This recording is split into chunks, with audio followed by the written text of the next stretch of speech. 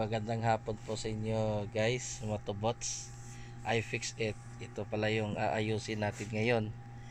Yung Honda Beat na F5 version 2 kasi parang may alog-alog or kalinsing yung panggilid niya. So tingnan natin kung ano magagawa natin. Pakinggan nyo guys kung ano yung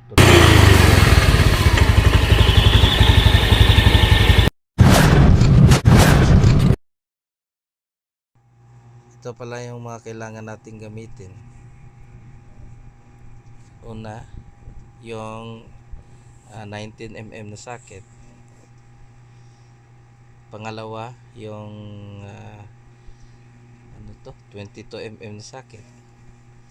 Tapos yung impact wrench natin na hiniram na natin. Tapos yung socket set natin, yung handle,